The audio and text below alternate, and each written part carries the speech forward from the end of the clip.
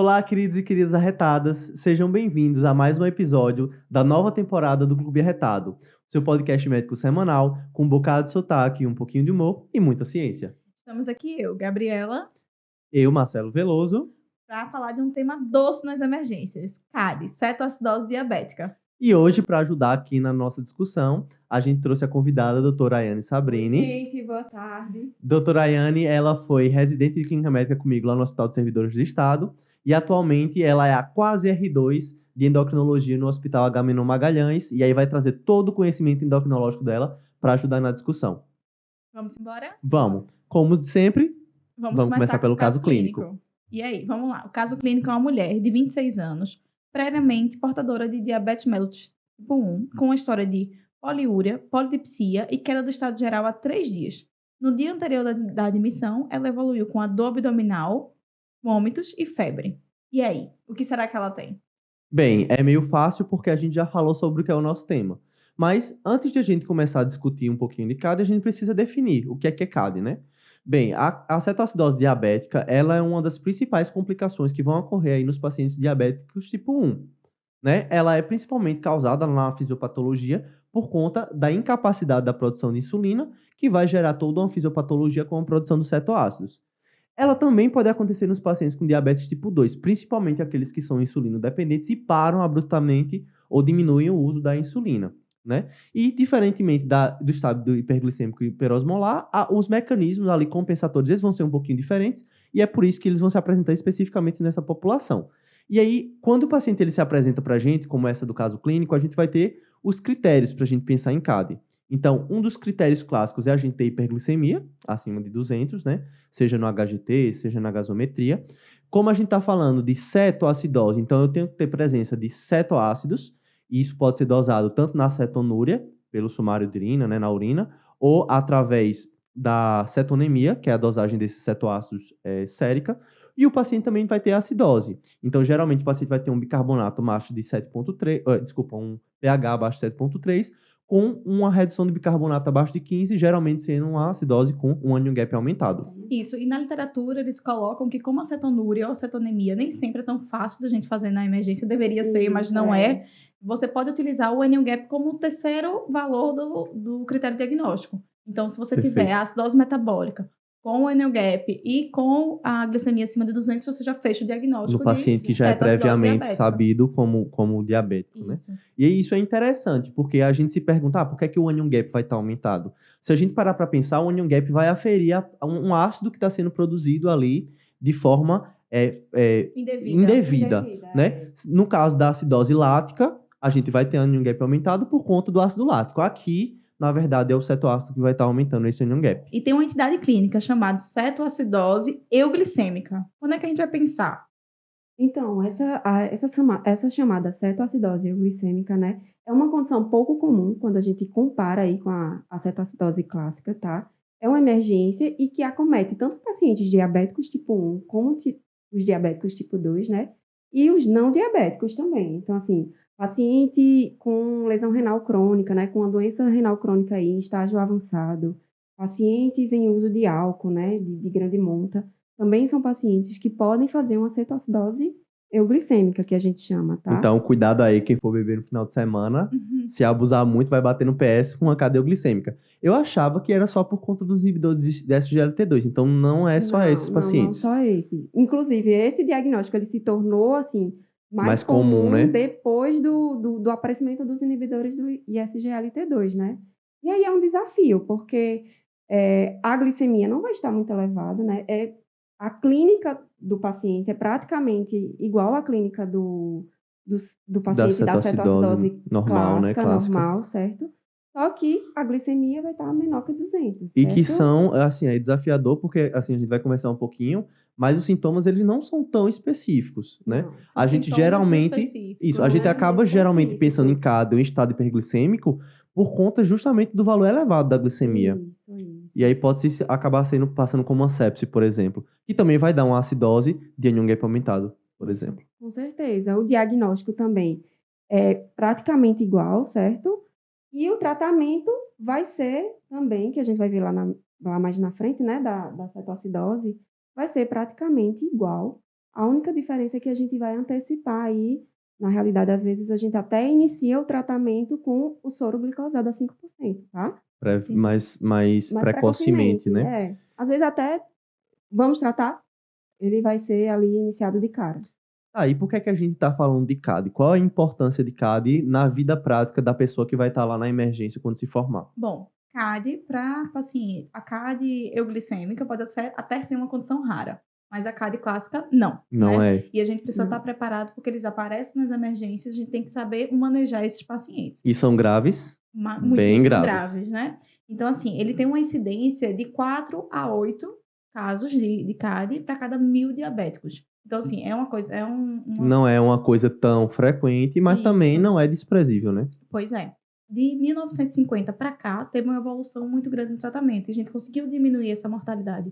Hoje em dia, a mortalidade para CAD é em torno de 10% e os estudos mostram que em centros de especialidades para CAD, essa mortalidade pode chegar a menos de 1%. Então, assim, é importante a gente saber manejar, que isso vai fazer diferença na vida do paciente, né? Identificar o paciente, ter uma anamnese bem feita, né? feita é importante para. E é incrível, aquele paciente que chega muito grave, com pH bem baixo, e você é assim, se fosse um outro paciente na mesma condição clínica, provavelmente teria um desfecho pior. Se ele for bem conduzido, você consegue tirar e o paciente vai de alta bonzinho, né? Agora a gente tem que estar atento, que uma das complicações da CAD é o edema cerebral. E esse edema cerebral aumenta muito a mortalidade do paciente. Então, vai chegar a uma mortalidade de 30%. Então, a gente tem que saber tratar o paciente e tratar de forma adequada, evitando essas complicações. Perfeito. E aí, assim, já vamos puxar aí, já que a Yane começou a falar um pouco da necessidade de a gente fazer uma anamnese, né? A gente sempre enfoca muito isso aqui com o pessoal lá de casa. E aí vamos começar a falar quais são os principais sinais e sintomas que o paciente vai apresentar. A importância do reconhecimento, né? De reconhecer que aquele paciente está na cetoacidose diabética. Então, o quadro clínico, né? Os sinais e sintomas mais preponderantes são náusea, vômito. Como a gente falou aqui, são sintomas inespecíficos, são sinais e sintomas inespecíficos, né? Uhum. Então, náusea, vômito, polidipsia, poliúria, né? Sinais de desidratação, né?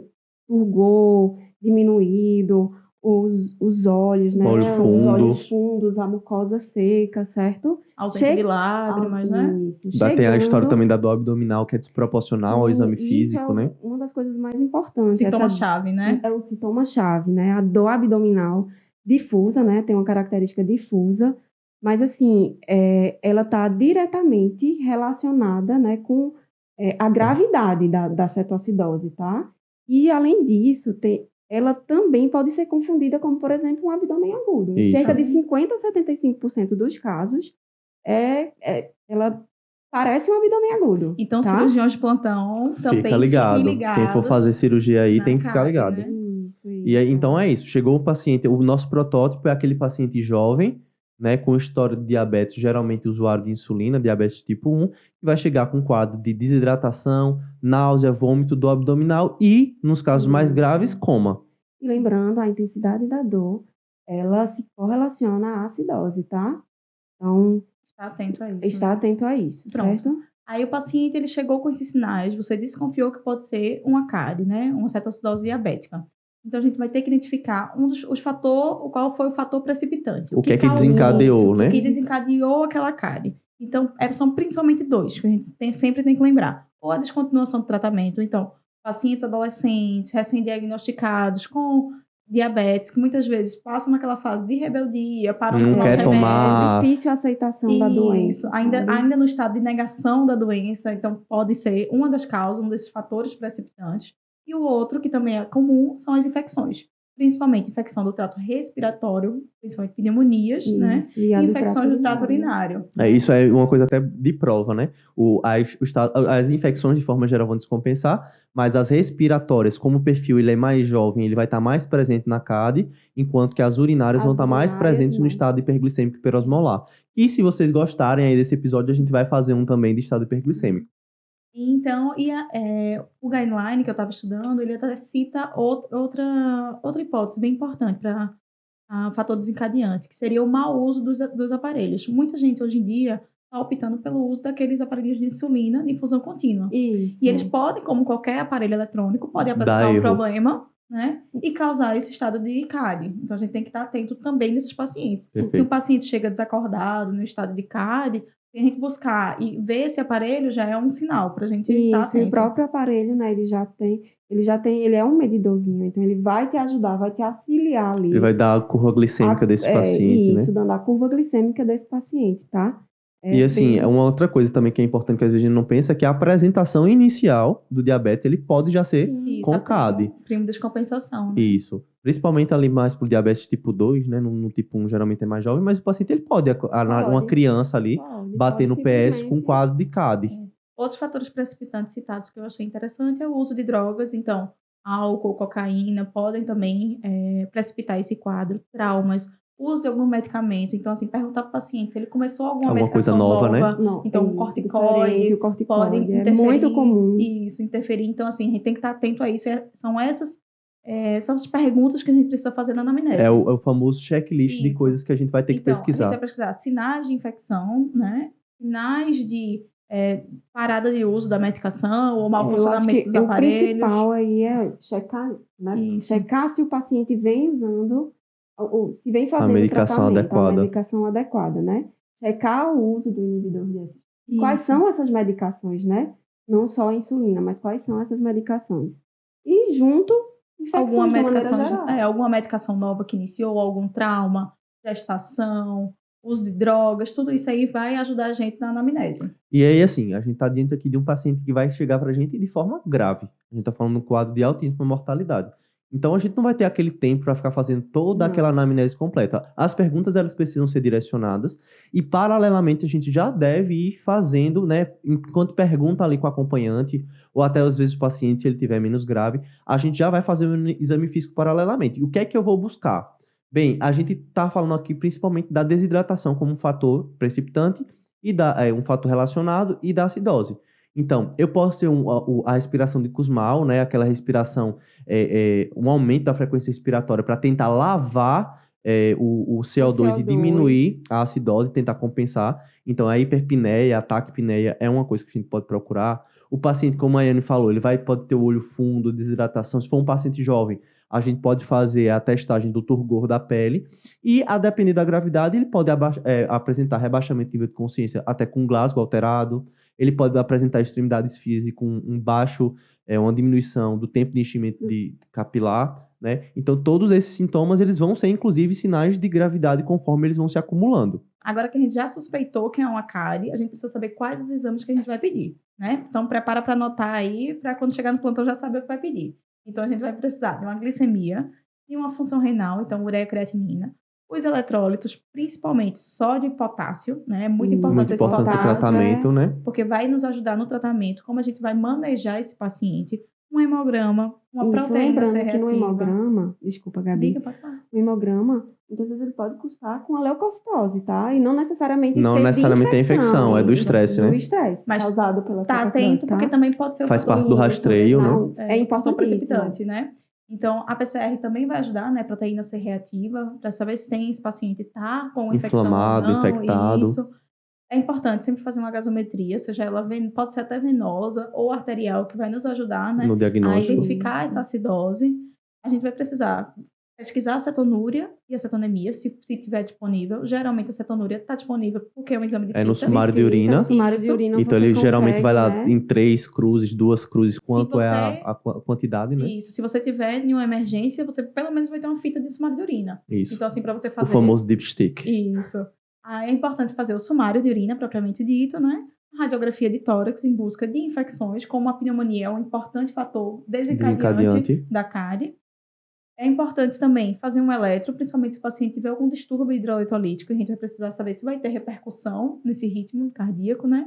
E se o paciente tiver um rebaixamento, que apesar das medidas que a gente vai fazer lá na frente persistir, talvez seja importante a gente solicitar uma tomografia de crânio, considerar fazer um LCR, mas tudo isso aí vai ser mais na frente, não seriam exames iniciais. Perfeito.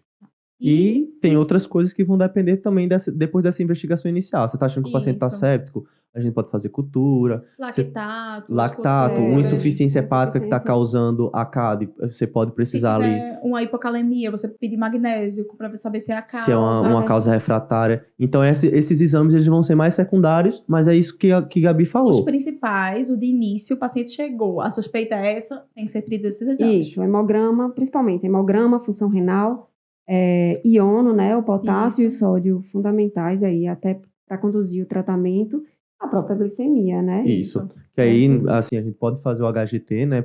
Assim, a gente não vai esperar, porque assim, esses exames vão demorar. Claro que a gente vai pedir o potássio, o sódio, mas o que vai ajudar ali na conduta inicial, nos primeiros 30 minutos do atendimento, é a gasometria. Isso, que Tem que ter gasometria nem na emergência. sempre nas Tem que UPAs, ter. por exemplo, Infelizmente, não tem. Infelizmente, Em não algumas tem. UPAs, a gasometria não é feita no local, você É, tem que Demora. mais e esperar né? 2-3 horas para receber o resultado. Não é o ideal. Mas assim, isso é um grande problema, porque como a gente vai ver, principalmente por conta da reposição do potássio, a gente deveria ter um controle do potássio e principalmente da glicemia de horário.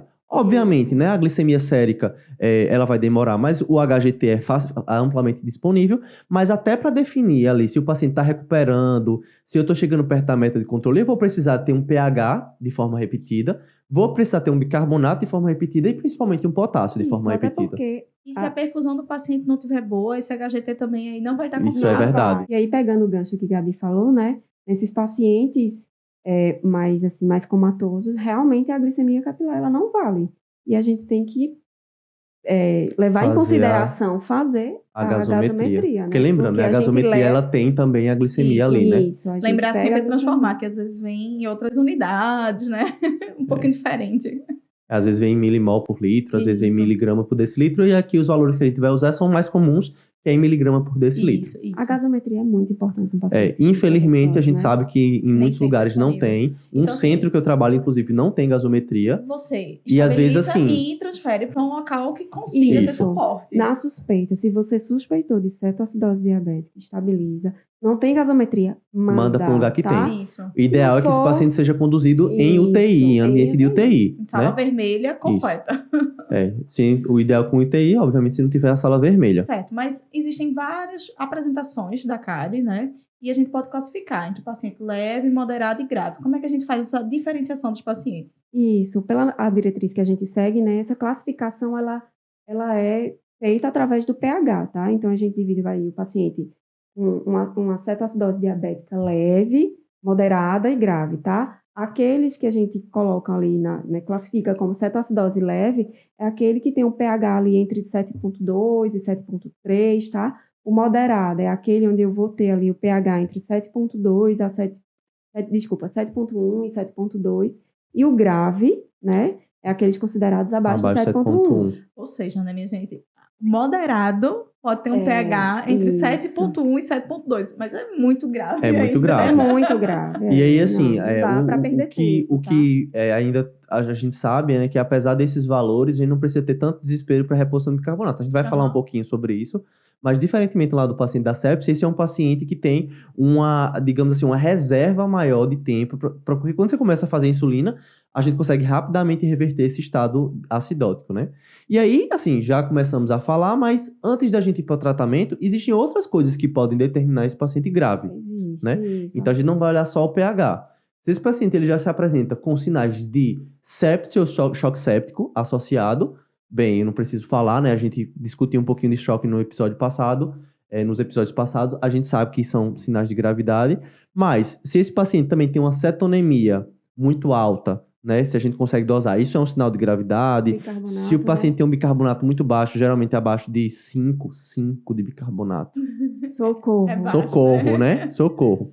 E os outros sinais que a gente já falou que são sinais de sepsis. Então, rebaixamento de consciência, de saturação, tempo de enchimento capilar lentificado, hipotensão, taquicardia, choque, né? Não, e ele ainda coloca um anion gap acima de 16, então é importante calcular esse anion gap, né? Isso. Até porque, assim, como a gente tá falando aqui, se não tiver a cetonúria, a Ele que vai ser cetonemia, importante. ele que vai ser o nosso fator decisivo aí para dar o diagnóstico. Isso. E aí vamos falar da parte que o povo fica doido, né? Como é que a gente trata? Chegou o paciente com cetoacidose diabética. O que é que eu vou fazer? A gente pode dividir em um tripé de coisas pra gente fazer. Mas antes disso, a gente precisa entender quais são as metas, o que a gente procura para esse paciente. O paciente chegou, o que é que eu preciso garantir para ele, né? É um paciente grave, então a gente precisa ver se via aérea está pérvia. Assim, não podemos esquecer do ABCDE, né? Isso, do o paciente básico. grave. Isso, o básico. Monitorizar O o básico paciente, funciona, né? isso, monitorizar o paciente, pegar acesso venoso, ele vai precisar de uma hidratação importante, então acesso venoso calibroso. Se Não, possível. aquele 24 no dedinho não vai aguentar. Exatamente. Então, assim... Tentar então, identificar o que foi que causou ali, né? isso. É, Então, as tem metas... O guideline britânico, inclusive, recomenda que se o paciente tiver um quadro moderado a grave, que você já indica um acesso venoso central de cara, que a gente sabe que vai precisar, né? Até de muito volume. Antibiótico. E até a depender da dose, da necessidade de repor o potássio, a gente sabe que ele é muito irritativo. Então, você pode precisar de uma veia realmente central para poder fazer o tratamento. Então, não tenha medo de pegar central nesse paciente. Então, resumindo, as metas são via aérea pérvia, correção da desidratação, correção dos distúrbios hidroeletrolíticos e ácido básico, que a gente sabe que esse paciente vai ter, redução da hiperglicemia e da osmolaridade, né, que acaba sendo mais importante no estado hiperglicêmico de hiperosmolar, e identificar e tratar o fator precipitante. Senão não adianta, a gente está sendo só um sintomático. O paciente está infectado, você está corrigindo tudo ali, não está tratando a infecção, ele não vai sair do CAD, não adianta. Bom, então vamos começar com volume. O primeiro passo, né? Reposição de volume. Volume, o sorinho que todo mundo gosta. Isso. O brasileiro adora o soro. Corrigir a danada da desidratação, né?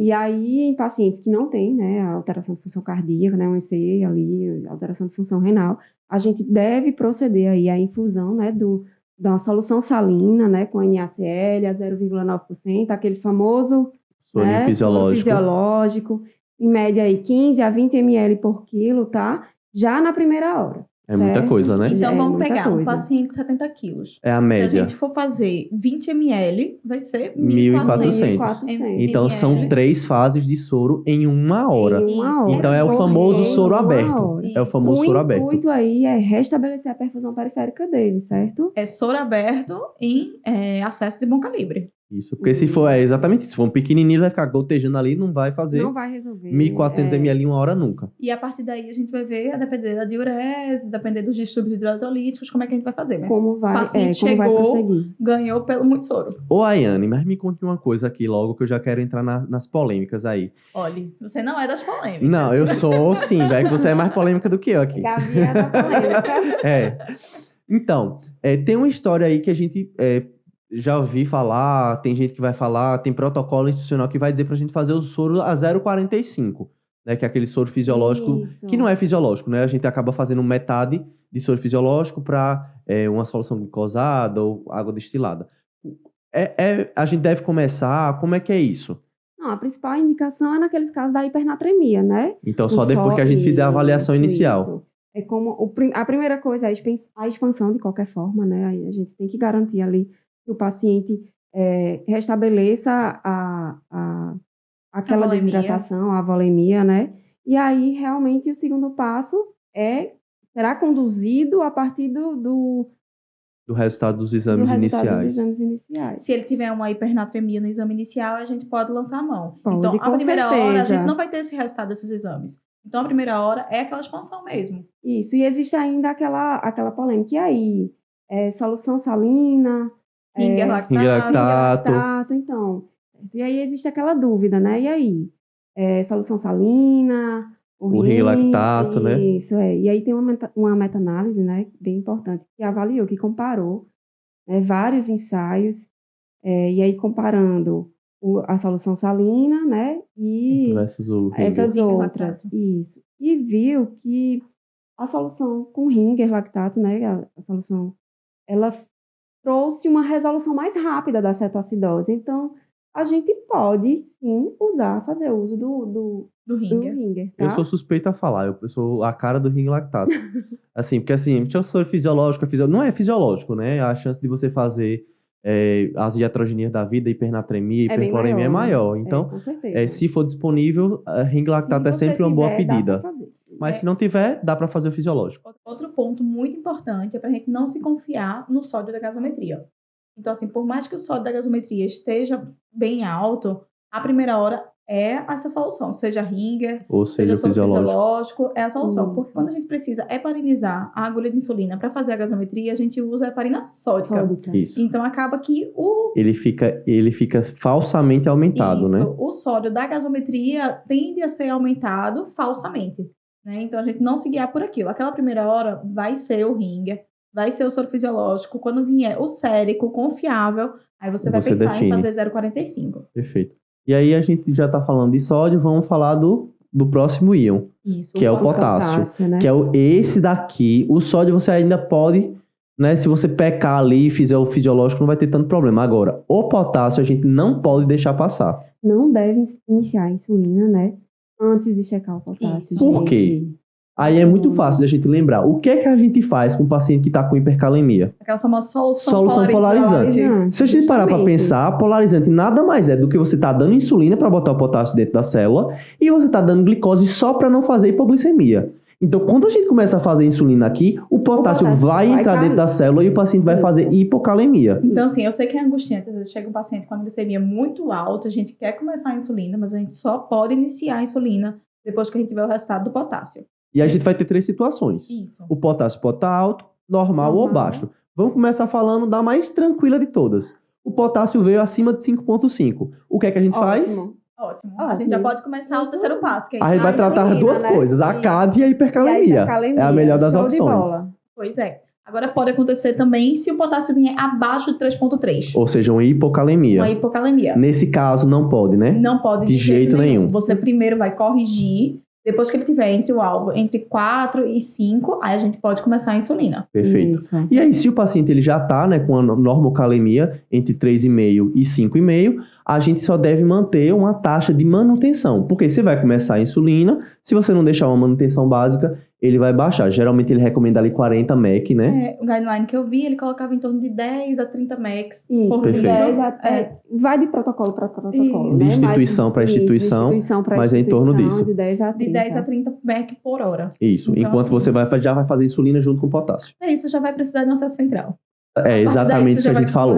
Exatamente. E é importante também se atentar para uma coisa. Muitas vezes os pacientes iniciam com potássio normal ou até um pouco alto, mas aproximadamente um terço dos pacientes vão desenvolver hipocalemia por conta do tratamento. Isso. Então não adianta você, o primeiro foi normal ou alto, vou ficar Não. tranquilo, não vou pedir. Ou manter a insulina por 6 horas seguidas. Tá checando. Então tem que Tem ficar que checando, tá porque a checando. tendência é ele fazer uma hipocalemia. Esse é o paciente que chegou, você vai ter que reavaliar de horário, com gasometria ali de controle de horário. Tá. E aí também cuidado com o potássio da gasometria, porque ele geralmente vem subestimado. mais baixo do que o normal. Então o sódio é hiperestimado e o potássio ele é subestimado de Isso. forma geral.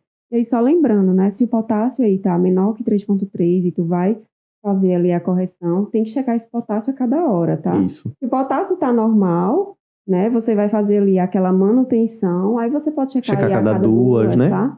Mas Perfeito. sempre precisa reavaliar. É no máximo a cada Porque 2 A horas. tendência vai ser fazer hipocalemia. Isso, Tá. isso. E Gabi já Não falou, né? esqueci. Se o paciente ele vem com potássio baixo, pensar em dosar o magnésio, porque pode ser uma causa da hipocalemia Sim, refratária. bem lembrado, Isso. Bom, e aí a gente vai começar em outra polêmica também, que é o bicarbonato.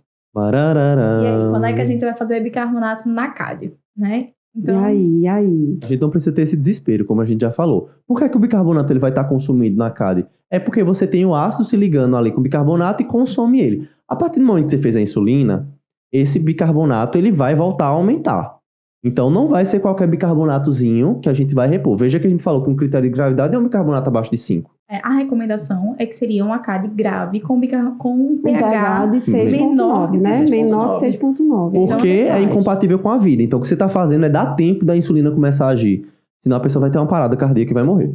Exatamente. Aí ele pede para repor entre 50 a 100 milimols, né? Que é MEC, né? Então vai ser ali, se for aquela solução de 8,4%, vai ser 50 a 100 ml. Isso. A conta é fácil. Em 2 horas. Isso. Então, assim, você vai repor a partir daí. Lembrar que é isso aí que você tem que E repor pronto. e só. E acabou. Só, não E aí precisa fazer reavalia. mais nada. Só reavaliar Continuar isso, claro. reavaliando o paciente, né? Aquela gasometria cada hora, repondo o potássio se precisar, fazendo a insulina, fazendo a hidratação. E aí vamos falar da nossa estrela, que você já citou ela. Pois é, a insulina. Insulinoterapia, A gente Sem deixa a insulina, estrela para nossa por convidada, último, né? Claro. Para nossa convidada. A gente abriu, vamos deixar a estrela agora para a doutora Ayane. Pois Porque é, sem e insulina aí? não sai E CAD, não aí? sai do CAD. Sem a insulina você não vai tirar o cara do CAD. Você Pois pode é. até atrasar um pouquinho por causa do potássio, né? Mas vamos lá.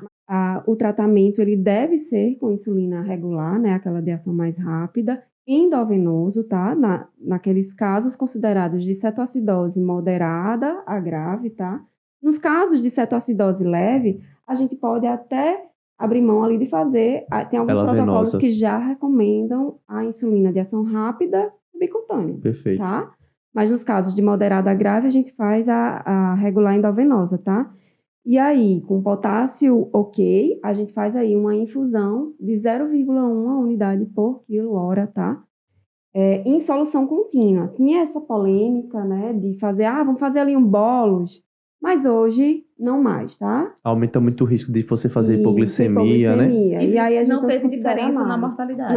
Não teve diferença em desfecho. Então você está aumentando o risco do paciente fazer um efeito adverso sem mudar Sem desfecho mudar. duro. O desfecho duro. E aí, assim, para quem tá de casa se perguntando, meu Deus, mas como é que eu vou fazer para calcular, etc. Tem uma forma muito fácil. Você vai colocar 100 unidades de insulina, que geralmente é 1 ml de insulina, para 100 de soro. Então você vai estar, no final das contas, com a solução de 1 unidade de insulina para 1 ml de soro. Isso. Aí vamos, Paciente 70 quilos. vamos fazer nosso cálculo aqui. Essa paciente Isso. nossa, vamos dizer que ela tem 70 quilos.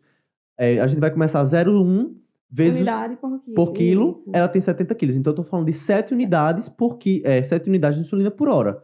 Então, você vai botar essa solução, vai lá na BIC e vai colocar 7 ml hora, você tá fazendo 7 unidades hora de insulina. Isso. Facinho. E aí eu espero, né, aí que a glicemia caia em torno de 50 a 70, tá? Certo. Nessa Aí- primeira hora. Mais ou menos aí, isso, Aí eu tô nessa com o meu primeira hora. paciente e por acaso a glicemia caiu menos do que 50. Como é que a gente faz esse Caiu ajuste? 30 É. só. Ele chegou com 330 E foi para 300. Aí, antes de mais nada, você vai ter que checar o acesso, né? Ver como é que tá ali o acesso. Muitas Se vezes, realmente a bomba foi iniciada da maneira Isso, correta, na vazão na correta, vazão correta. a e diluição, né? aí, mesmo assim, tá tudo ok, dá para desprezar aí 10% desse volume, certo? E substituir esse equipo a cada 6 horas, é recomendado isso. Mesmo assim, não resolveu, ainda tá menos que 50, aí o ideal, as diretrizes recomendam que a gente faça aí, que a gente dobre, esse tempo de infusão, certo? Essa vazão, né? Essa vazão, isso. Então, se a gente Seria tava de 7. com a 7, a gente Pra vai colocar 14. Pra 14. Isso, né? para 14. Mas também pode acontecer o contrário. Meu paciente estava lá com 300 e baixou para 200. Baixou 100 em 1 hora. E a nossa meta era até 70. Isso, aí a gente vai reduzir a dose, né, daquela solução, né, da infusão, redução da infusão ali para 0,07, né, unidade quilo-hora, e aí pode ir diminuindo, né, 0,05 unidade quilo-hora, vai tateando, tá? Não existe muito um consenso, tem que ser Geralmente existe um assim. protocolo de serviço, Isso, né? é protocolo de cada serviço. No serviço que eu tava, era geralmente assim, se você mantém um 0,1, se foi menos do que deveria, você dobra, se foi mais do que deveria, você diminui pela metade. Era bem prático, assim. Isso, a tendência, né? Espero que cada vez mais existam aí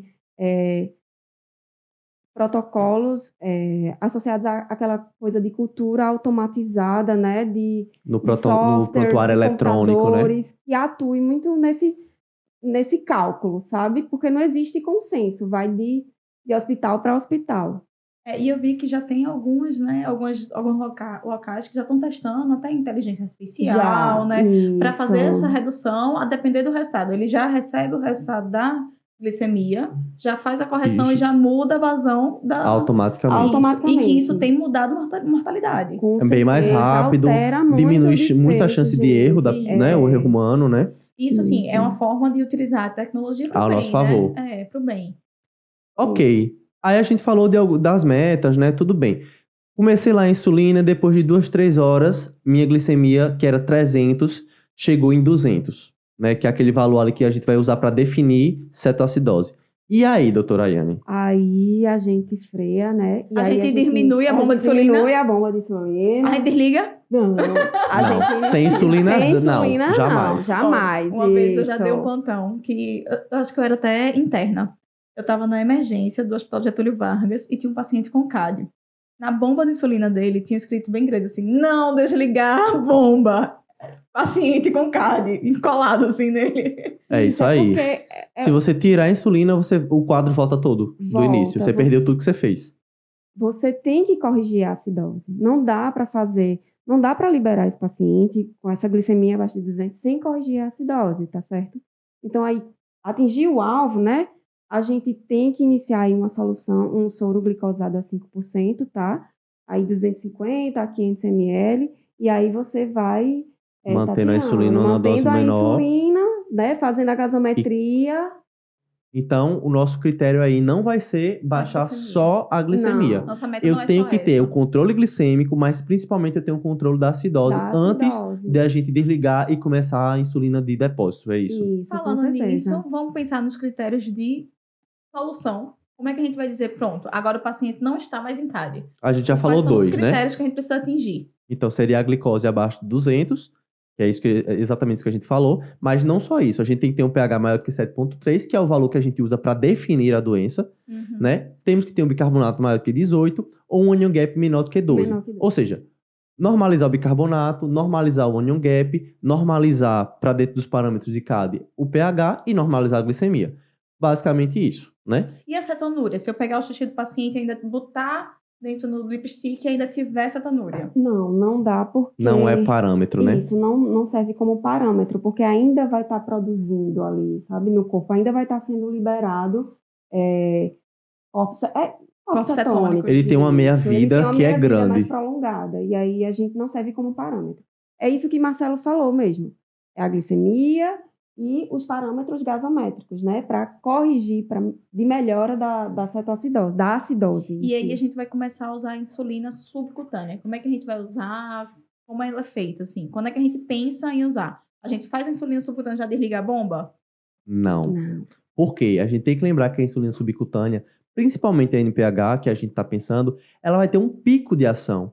Então, se a gente parar para pensar, ela vai ter o pico ali em torno de 4 a 6 horas. A endócrino me corrija aqui se eu estiver Isso. errado. Mas ela vai começar a regular agir... também com 30 minutos, Isso, né? e ela vai Isso. começar a agir ali em torno de 2 horas.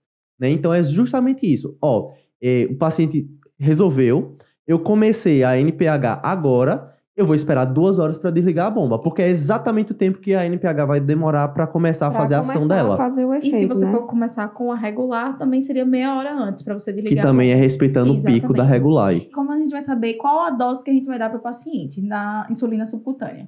Pronto, então. O paciente era diabético, né? Tinha o diagnóstico prévio de diabetes, fazia uso de insulina. A gente pega a dose que ele fazia antes, 50% da basal, 50% da insulina bolus, tá? Ou, se foi a sua primeira descompensação, a gente calcula esse valor na dose de 0,4 a 0,8 unidades por quilo, certo? E a gente também pode fazer a média, né? Isso. Por exemplo, o cara fez, nas últimas 4 a 6 horas, fez 2 unidades de insulina. Então, eu vou pegar Isso. esses 2, que foi a média, multiplicar pelo 24, Porque seria o que ele porque seria o que ele precisaria no dia todo. inteiro, isso vai E dar aí 48, e a gente faz 80%. Isso, Vai dar em 60 a torno de 80%. Isso, vai dar em torno de 30 a 38 unidades Isso. em 24 horas que ele vai E precisar aí a gente fazer. vai Isso. dividir E aí no você esquema divide de como basal você bolos. quiser. Basal Isso. bolos, 2 terços, 1 terços. da Isso. basal. Aí fica a gosto do freguês. Pronto, aí a gente sabe que CAD é uma situação grave e pode ter algumas complicações. Uma das complicações mais temidas seria o Edema cerebral. Quando é que a gente vai pensar no paciente com edema cerebral? Vai acontecer ali nas primeiras horas, geralmente nas 12 primeiras horas. E aí, assim, o paciente ele pode apresentar sintomas neurológicos focais, como cefaleia, etc. Mas, assim, de livro, apesar que é mais difícil, a gente vai pensar na tríade de Cushing. Né? O paciente vai Isso. fazer aumento da pressão, Bradicardia, bradicardia e depressão né? Já respiratória. peguei, é assustador. É. É assustador. E aí, se a Tem gente pensou... saturação também, né? Teve um, teve outro, teve os 3, né? Não preciso esperar os 3, mas teve algum desses sintomas. O ideal é que a gente faça uma neuroimagem rapidinho ali, faz uma tomografia em 1 minuto. Identificado o edema, eu tenho que tratar. E aí, a indicação aí é que eu faça o manitol, né? Vou iniciar um manitol. Ou, nos casos mais graves, pode ser necessário uma avaliação da neurocirurgia para descompressão. Mas, geralmente, o manitol, nesses casos, vai Ele tende a resolver. E lembrando que edema cerebral é uma das principais causas, né, da morte do CAD, né? Porque é muito grave. E o Isso. paciente, ele morre rapidamente. E as outras complicações, elas geralmente vão estar associadas ao tratamento ou à própria Vão se cetoacidose. resolver, né? A gente tratando a cetoacidose.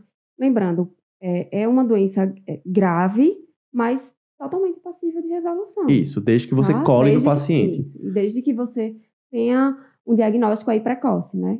Então, vamos retomar o nosso caso clínico Vamos e lá. ver como é que a gente conduziria. Pronto, então temos uma mulher de 26 anos, previamente portadora de DM tipo 1. Aí seria importante a gente perguntar qual a dose que ela fazia. De insulina, né? Insulina. Se ela usava só Isso. insulina. Isso, se teve algum problema que ela não estava usando de forma regular, isso pode ter sido fator predisponente também. Provavelmente ela só usava insulina, né? Porque ela é um diabetes tipo 1. Isso. Tipo não é 1, isso? verdade. Aí, vamos lá. E essa paciente, ela evoluiu com um quadro de poliúria, polidipsia e queda do estado geral há 3 dias. E a gente vê que são sintomas inespecíficos, Isso. né? Isso, mas são sintomas que já mostram começam a aí chamar- a descompensação Não do fosse a diabetes, queda né? do estado geral, a gente, o diabetes está descompensado, mas chama a atenção a queda do estado geral. Isso. E no dia anterior da admissão, ela evoluiu para uma dor abdominal, que a gente viu que é muito importante e está correlacionado com a acidose do paciente. Com a gravidade. Isso, a Vômitos, gravidade. que vai desidratar ainda mais do que ela já Um tiver paciente que já é desidratado. Isso, e febre. E a gente pode estar atento, que pode ser só pelo quadro de inflamação, mas pode Uma indicar causa uma infecciosa. causa Uma causa infecciosa. infecciosa. Então a gente precisaria fazer toda aquela anamnese que a gente perguntou, fazer um exame físico direcionado, coletar uma gasometria, ver se é uma CAD leve, moderada, grave, e a partir daí E começar Definir. hidratar essa terapêuticas. paciente, né? Hidratar, verificar se ela tem Hidratar, distúrbio de O tripé, potássio. né? O e tripé. depois A iniciar a questão do insulina. sódio e a insulina. Perfeito. Então, assim, essa paciente chegando seria a primeira coisa, hidratar. Você já Hidratar. abriria o soro para ela, aquele cálculo que a gente já falou mais cedo, né? Iria pedir os exames iniciais nele, Checar o incluindo potássio. potássio, para a gente começar a insulinizar ela.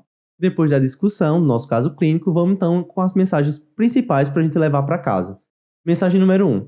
Os critérios diagnósticos de CAD são pH menor do que 7,3, uma glicemia maior do que 200, um onion gap maior do que 12 e a identificação de corpos cetônicos na urina ou no sangue. A mensagem número 2 é que a gasometria ela é fundamental para o diagnóstico, tá? Mensagem número 3. É imprescindível a gente hidratar esse paciente. E mensagem número 4, o potássio deve ser corrigido antes de iniciar a insulina. E não menos importante, a mensagem número 5, né? E não adianta só corrigir a insulina, tá? A glicemia. A gente tem que corrigir. O principal objetivo é corrigir a acidose. Bom, e assim eu acho que finalizamos mais um episódio. Foi Agradecer a ótimo. presença de Ayane aqui Isso. com a Eu quem gente. agradeço, desculpa Topar aí. esse desafio aí de Isso. gravar aqui com a gente. A gente também agradece aí quem ficou com a gente até o final. E a gente se encontra por aqui na próxima semana. Qualquer sugestão, estamos lá no Instagram, no TikTok, @Medicina Arretada, mesmo lá pro Medicina e pro Arretada. Vão lá procurar a gente, que a gente tá cheio de conteúdo legal. É um cheirão, gente. E até a próxima. Tchau, Tchau.